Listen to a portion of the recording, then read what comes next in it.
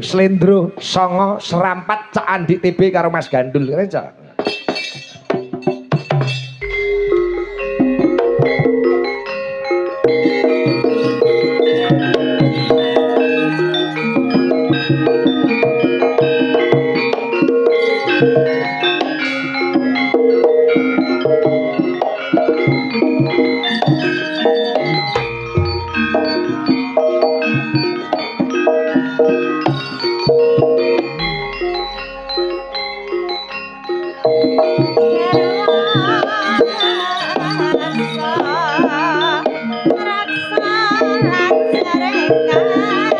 Iya njer cah bagus.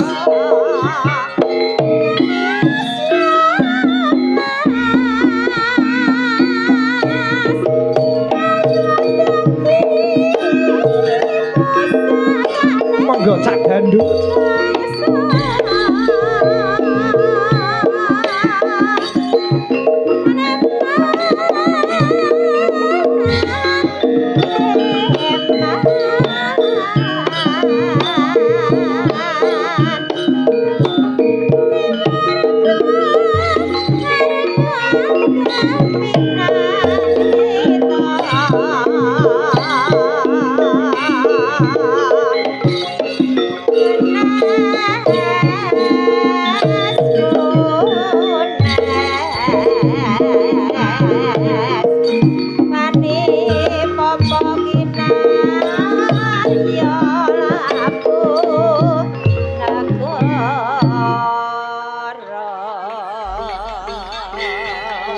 Hebat jogete Cak Andi TB karo Mas Gandul ya hebat. Nyuwun pangapunten lho Mak Cangik Bulimbuk Pak Sikit. Kok hebat iki nyuwun sewu jenengan iki dereng isik-isik enem kok wis katarak iki jane. Lho jogetmu ngene kok ketok luwes. Lagek sungkem tok urung joget kok apik kok ndi. Ora ngerti kademen ping golek keringet kowe kok ora disembadani to Mas. Ya kebangetan ki sing ngendang. Garang yo peyek. Apa Ning aja kemremet karepe ngenyek yo ngenyek ning aja banget-banget. rungokno kuwi garangga.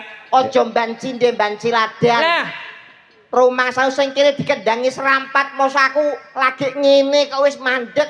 lho pribumi ya. Pribumi iki. Lho, peh omamu cepu. Kedung Tuban cepu. Aku wong Tuban ora mbak kendangi ngono ya. Sabetake Siti Bantolo ambyar wandamu kos. Kaya cakil lah. Ya apa rumangsaku kok ini ki yo nyepele awakmu to, Ndik. Menjatuhkan harga diri ta, Mas. Pangapunten Mak Cangik Bulimbuk. Iya. Saya sebagai anggota anyar tak belani BTP. Kudune ngono no. Klemben-klemben roti-roti enggak? Biyen saiki. Iki kudu kompak lho iki. Bener. Nek nganti kliwat isin aku. Isin. Sebagai pribumi isin aku. Hah? Tinggine munggah amben enggak? Gematimu ora kaya biyen. Tenonge dilumahne. Ngomongnya dikenahne. Jagung bakarane le. Tanggung perkarane le. Masuk. Kompak aku saiki. Mangsane. Magang 4 wulan, Pak. Ngono. Ra bayaran. Bayaran, Pak. Bayaran. Ora Yo tetep bayaran no. Rumangsaku aja ngenyek kowe, sarep tambah asa. Dadi wong urip jok gawe gelo. Sriuning Mustika Tuban. Nek ra penting rasa wianan. Pari keset dadi ratu le. Sakit hatiku. Warok Braja Musti. Ala sogok, keri. Rumangsaku Lah malah kowe ku ana ope warok kok Braja Musti. Warok Sura Menggala. lah kowe petukku yo ngono kok iso. Alhamdulillah wilujeng dalu Pak Igit. Dalu Mas Andi TB. Sowan wonten halaman PPSDM. Nggih. Wanadianto Grimis, mugi-mugi niki Grimis sing barokah. Penontonnya luar biasa. Penonton masih setia walaupun kena banyu ning muga-muga iki nggawa rejeki, nggawa barokah. Amin. Sing penting Grimis ora apa-apa, sing penting mboten enten gluduk, Pak. Ya sebabnya Kula niku trauma. kowe kok iso trauma karo gluduk iki sejarahnya piye? Eling waktu kula dilairke ibu awujud jabang bajul ingkang Jabang bayi. Jabang bayi bajul iki lho. lah yang jaman biyen usum bajul lho. Oh iya. Jabang bayi kula kelingan, Pak. Kelingan. Mane kula trauma kalih bledek gluduk niku. Kok iso? Biyen kan dereng enten puskesmas, rumah sakit yo jarang. Enenge mung dukun bayi. Iya. Lah ben cepet mbok kula niku nrabas liwat sawah, dilalah ning gone tengah sawah niku udan riwis-riwis. Lah kok ning tengah sawah ana bledek bianter. Dayer. Mbok kula semaput, kula metu separo. Jrut. Kula tember kalih tingak, tinguk. Lah kok ana bledek bianter neh. Dayer. Langsung metu. Aku wedi mlebu neh. Lho. Dadi kena bledek ping 10 iki mbokku jahitan 300. Wah, perkara mlebu metu. Omongan iki dipirsani tiyang kathah punggawa-punggawa dari pemimpin PPSDM Mika sami lenggah lagi ngoten ta Mak Cange Buli. Mbok aja kaya ngono. Omongan iki kudu kena dicontoh, kena digugu, tontonan harus membawa tuntunan sing mawa tatanan. Iya. Omongan kok sak penakmu dhewe. Nyun pangapunten Gladiwano. Piye Mas? Matur sembah nuwun kalian belionya Bapak Wasito Tunggul Nusanto Eskom MT. Wah. Ya pirsa Pak Waskito Tunggul barang. Titele janda umum ngono. Apa? Lah nggih Eskom MT. Sarjana Komunikasi Master Teknik. Nggih Pak. Titele padha karo bojoku Nek Pak. bojomu titele apa? Pak Tunggul elek-elek bojo kula niku titele nggih SPD MMD, Pak. Wah, sarjana pendidikan master apa? Sing ngomong sarjana pendidikan SPD. SPD MMD MMD. apa kuwi? Sekolah pedodel mergo meteng dhisik. Jadi pacaran 2 wulan Nuwun di hari ulang tahun yang ke-60 wonten pantun kagem sedaya ingkang lenggah wonten ing PPSDM Migas. Duwe pantun. Enten Pak. Piye pantunmu? Mancing di air keruh, jangan lupa membawa ikannya. Cakep. Selamat ulang tahun PPSDM Migas yang ke-60. Semoga jaya selamanya. Tepuk tangan untuk PPSDM Migas. Loh, ngono. Dadine yo kreatif kaya gandul nih Be.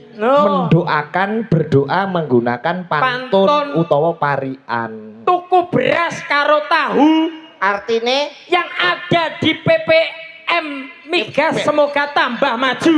amin. Loh ngono. Tuku beras karo krai yang ada di dalam malam hari ini semoga banyak rezeki. Amin. Tuku pacul gawe genteng. Loh, Apa? kok pacul oke gendeng iso? Pak Tunggul kula rokoke dereng. Halah. Kok dremes lho senengane kok dremes lho. Berarti Pak. bang awakmu Dongake kok nganggo pantun nganggo parian iki malah kesuwen. Lah, itu seni, Mak. seni gundulmu kok. Lho, piye? Dongakno gawe pantun kok seni sing ngongkon sapa? Enek paribasan dengan ilmu hidup akan lebih mudah, dengan agama akan terarah, dengan seni akan lebih indah. Nek nganggo pantun indah, Be. Dongakno gawe Pantun. kowe tau krungu apa ora? Apa? Para alim ulama, para ustaz iki ngongkon, "Le, kowe nek nggonakno donga gawe pantun." Enek sing ngomong ngono apa ora? Lho, lah ngopo no? Lho, nek kowe ndonga gawe pantun, malaikat nyatete bingung. Kok iso bingung? Kok iso? Lah saiki ra bingung nyuwun sewu Pak, bayangne imam teng masjid nika. Piye? Mimpin salat ndonga gawe pantun. Allahu Akbar. Budal sekolah mangan es krim. Bismillahirrahmanirrahim. Main dadu tengah alas, kul a'udzu birobbinas. Niki salat bare jam pira? Iya, ora entuk go pantun. Ya rada cocok, Pak. Lah iya. Tapi ini kan hari ulang tahun, harus kita perlihatkan perindahane. Wis ngerti apa meneh iki panggih masku dhewe Pak Tunggul. Loh, masmu. Dalemipun gang unyer cepu. Bener. Hobinya sepeda. Kula ben minggu iki ngetutne Pak. Pak Tunggul sepedanan kula melayu Pak. Jadi semaput kula lho.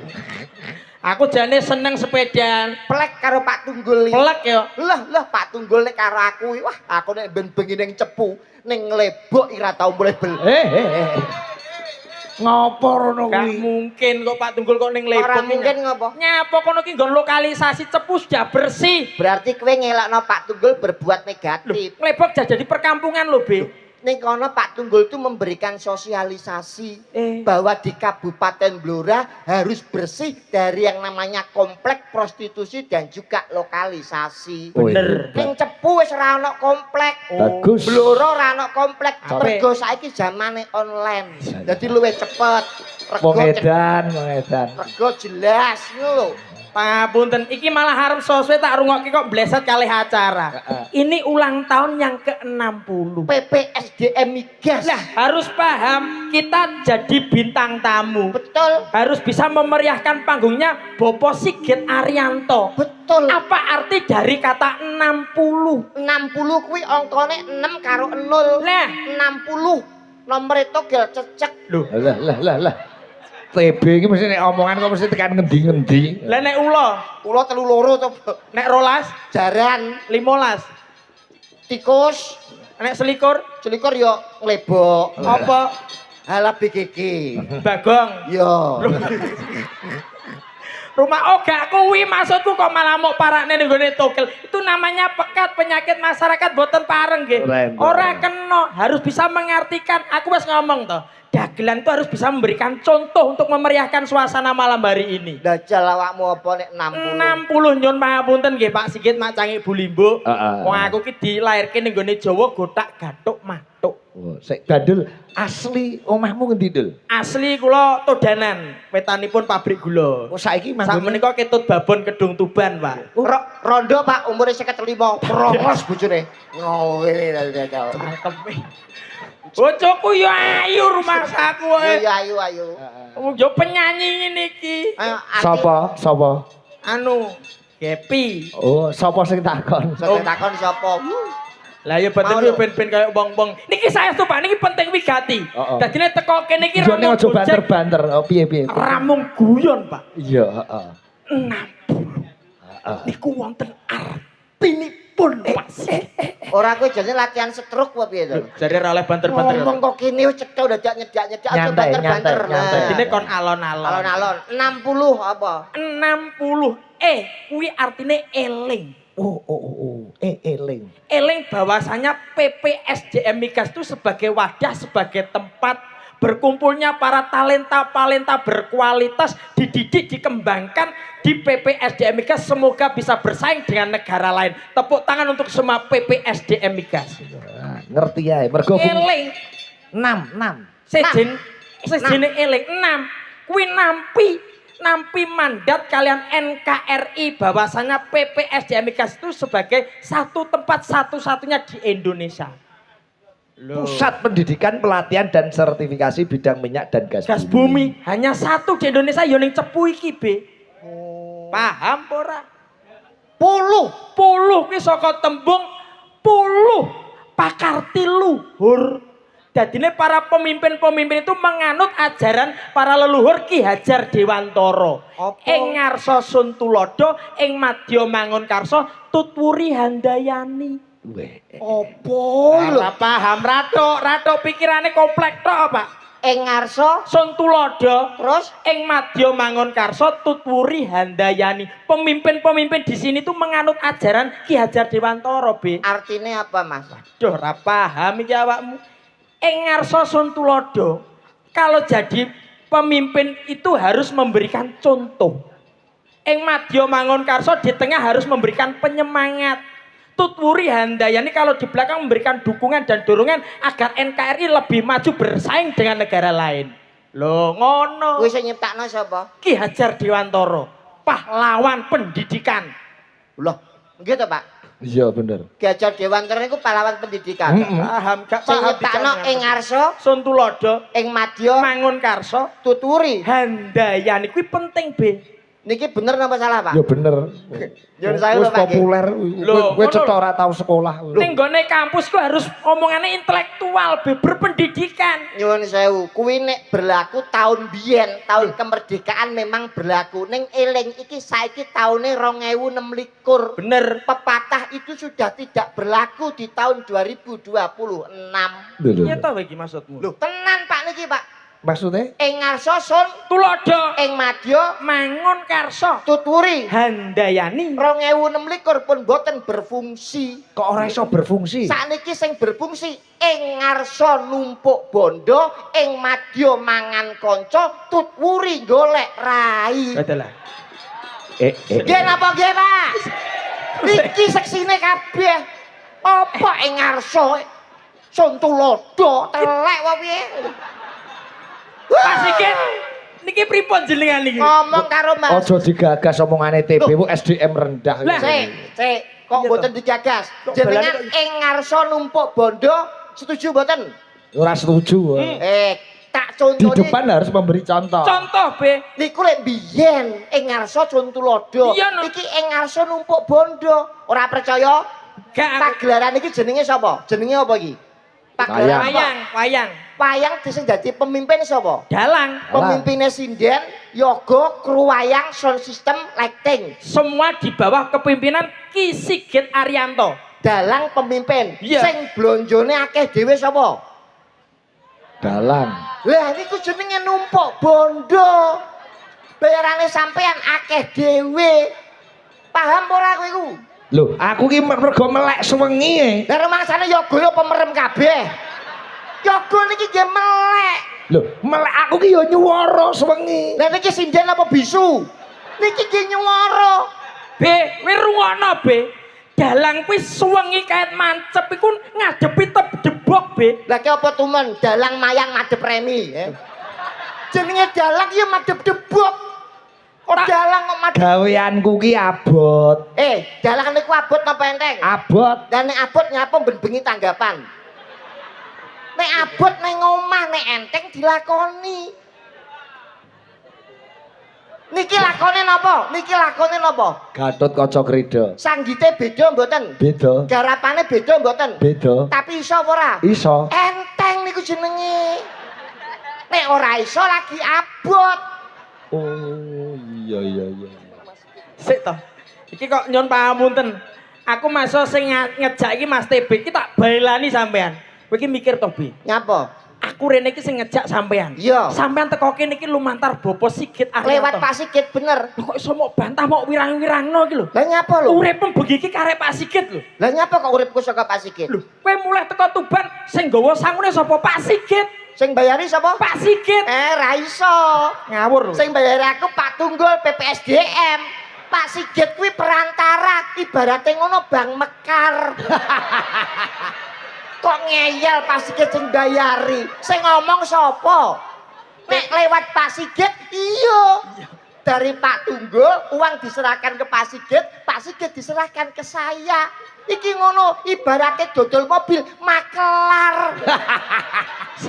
Kok sing bayari Pak Sigit? Dadi nek paribasane Ki Hajar Dewantara ki gak pas. Ora pas sing Ing bener. ngarsa Sun Tulodo gak bener. Sing bener ing ngarsa numpuk bondo. Jenengan setuju mboten?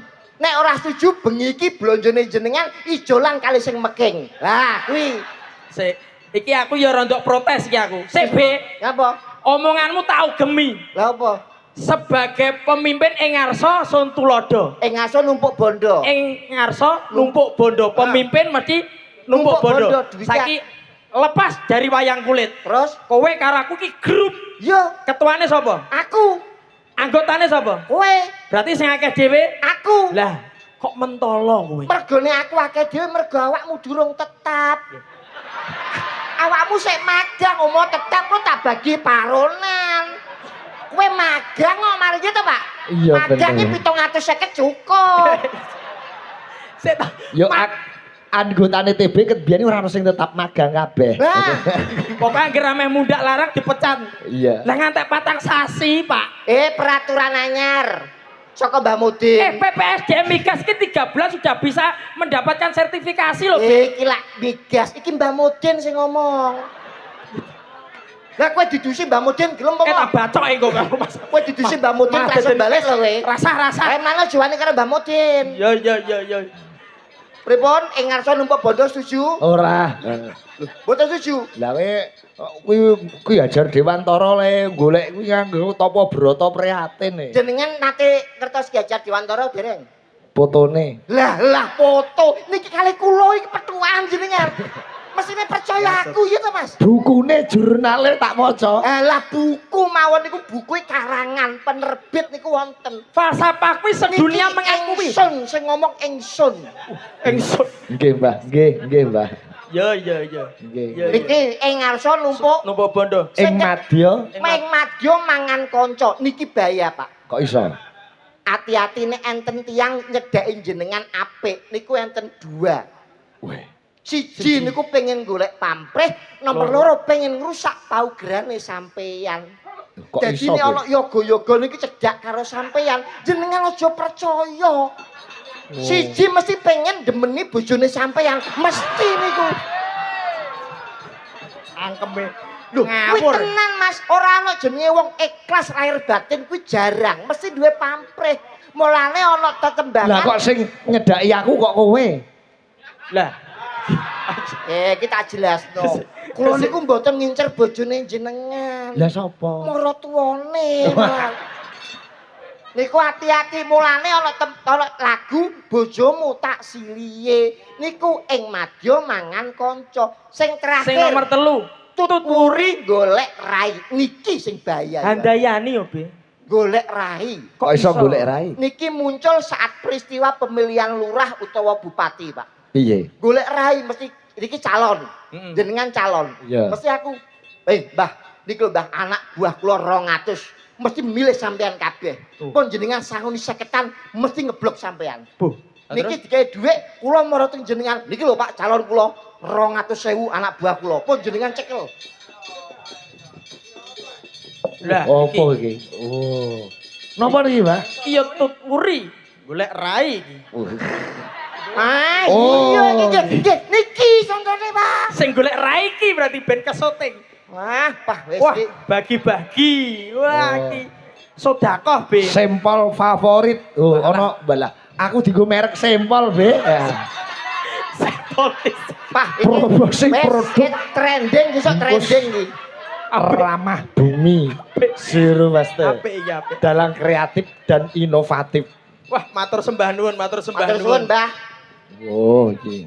Napa, Mbah? Monggo Ki Sigit Arianto diborong kersane dahar tim Yoga Sinden lho. Oh, kon borong. Bayar niki, Mbah. Oh, bayar. Boten dikae to, Pak. Pinten sedaya pinten? Pinten? 200. Oh. Alah murah. 200.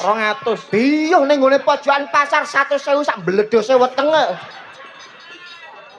Nggih, Mbah. Matur suwun, Mbah. Wah, Oh, jenenge wong kreatif iki ngene dodolan langsung payu iki langsung.